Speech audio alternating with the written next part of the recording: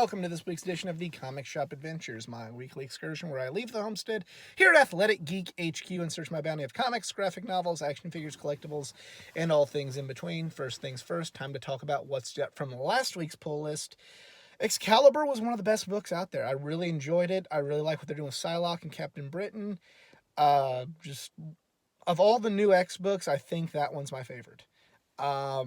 Batman was very good. Really stood out for me. I'm liking I'm just liking this whole story that they got going on. Hopefully it ends with a bang and doesn't fall flat going towards the end. But so far so good, and it's just a good book as the Year of the Villain and the City of Bane marches on, and same thing with Justice League. Just another good story with the Year of the Villain marching on. There's a lot of good stories predicated on the big event going on right now.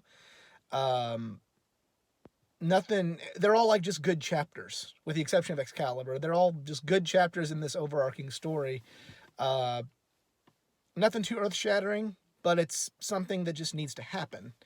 Just good, good pieces of the story. That's all, the best way I can describe all the books from last week. But anyway, I will see you guys when I get back here to the homestead with this week's bounty. Hey everyone, I am back here at the homestead here at Athletic Geek HQ. Got an interesting bounty this week, so let's jump right in. First things first, in the world of Marvel, we have Avengers number 27. It is the start of a new story arc after the Ghost Rider story arc has completed. And Jason Aaron's done a great job so far. Let's see if it continues. Avengers number 27. From there, we jump to the world of DC with The Flash number 83. There was a shocking conclusion to the end of the last issue of The Flash, with there being two different Captain Colds, and then one of them straight up being decapitated right in front of The Flash. So, be interesting to see what happens with the Rogues, what happens with the Year of the Villain, and what happens with The Flash, seeing one of his greatest villains pretty much murdered right in front of him. So, yeah. Most underrated book in comics, and it continues not to disappoint. Flash, number 83. From there, we go to Action Comics, number 1017.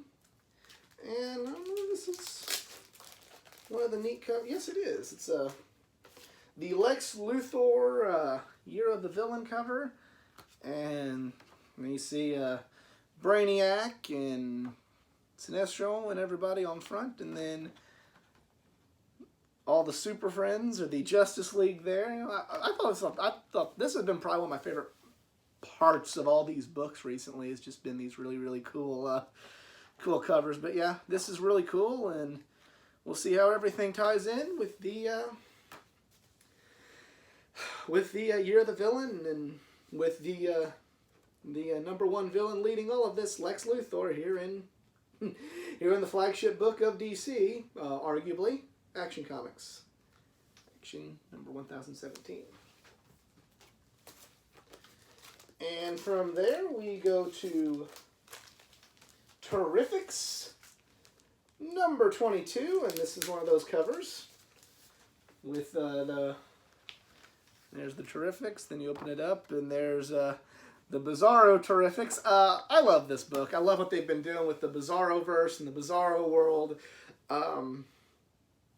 It's done a phenomenal job managing to still be serious, lighthearted, and tie in, and not, it tie into the Year of the Villain going on, but still feel like you're getting somewhat of a break with it, and that it's just not quite as doom and gloom as the other DC books out right now. So I feel like they've done a tremendous job tying it in, but keeping it fun.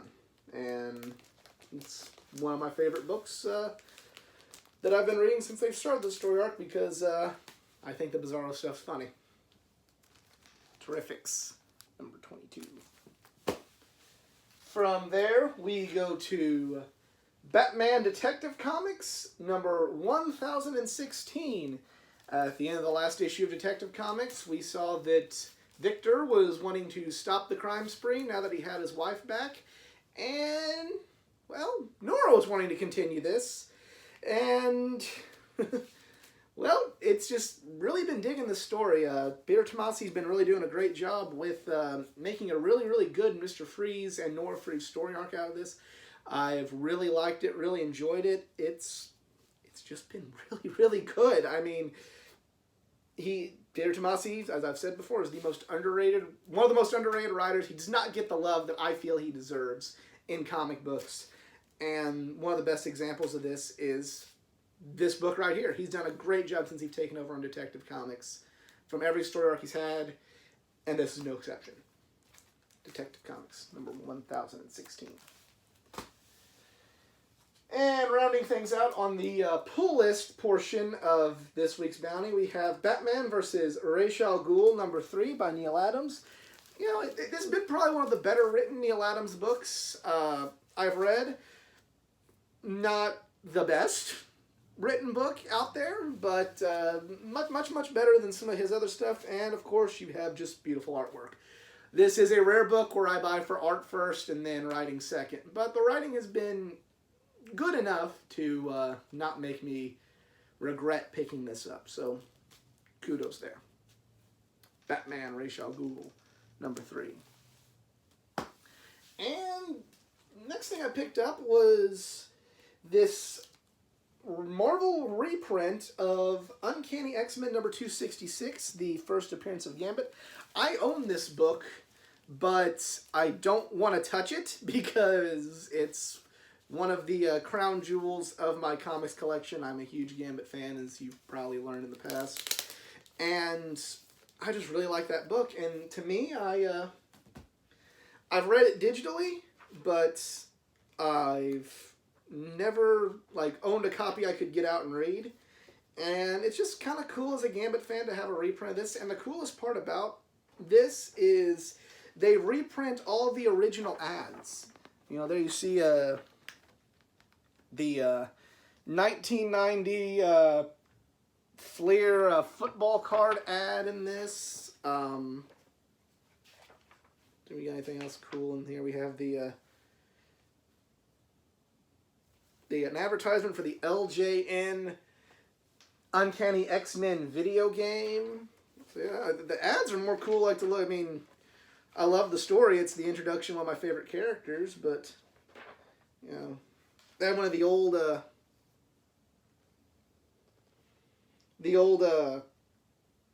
back when they would put instead before the internet, they'd have the comic shops and the comic warehouses, you know, print all the different books that they had in their that they had for sale, and you can mail away for them. So they have an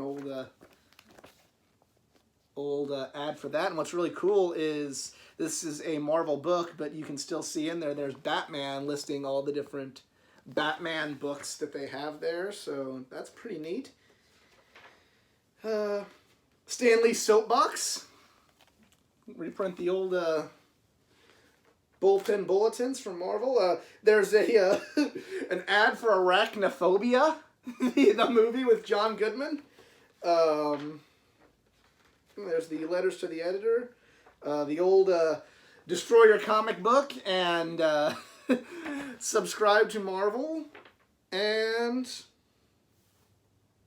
on the back you have Snake's Revenge by Konami advertisement. So this is about as close to an original, reading an original as you can get. So it's kind of cool, and as a Gambit fan, you know, I don't have to touch my my prized original, but kind of cool to have one I can always go back to and get a sense of what it would be like to be experiencing Remy LeBeau for the first time. So yeah, reprint of Uncanny X-Men number 66. And finally, the last part of the bounty is the first 18 issues of Wonder Man. And, you know, it's like there's a good deal on it, and while this is probably not one of my favorite characters, it was such a good deal, I kind of thought it'd be cool to go back and read some more of this. I have, as you might have read on Collection Comic of the Week, I discovered Wonder Man through the old out-of-print bundles you could buy at Walmart and Kmart and the grocery store, where you thought you were getting a collector's item because they're out of print, but really it's just a way for Diamond to get rid of their back stock, and I got a Wonder Man comic out of that. Now I can even break apart the bundle here.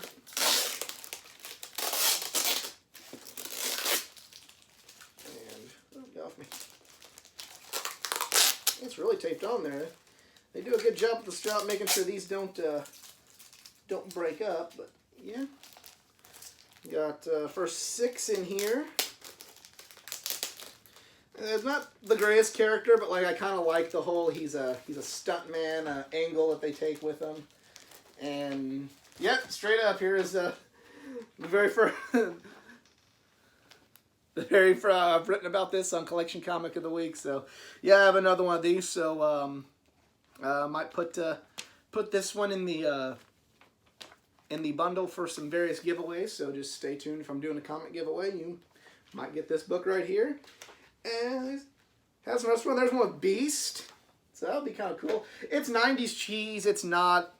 It's by far not some of the best writing out there. But you know, I was thought it was kind of neat, and for the price that I paid for it, not too bad to have more comics to collection. And like I said, worst case scenario, there's 18 more books for giveaways at some other point in time. So yeah. Wonder Man bundle right there. Oh, free poster inside. I wonder if they took the poster. Nope, the poster's still in here. It's a free poster, and yeah. The Wonder Man poster is still in the comic book, so that's kind of cool. Awesome. And that is pretty much it for me this week. Let me know what you picked up at your local comic shop in the comments section below. If you enjoyed this video, like to see others like it, please subscribe for more content. Give this video a like, share it. Go visit my Facebook page at facebook.com/athleticgeek89 for more content. There you will find every Thursday my Collection Comic of the Week blog. Taking this week off because of the Thanksgiving holiday, but stay tuned. There will be more to come. But other than that, I'm out. Y'all be cool. Later.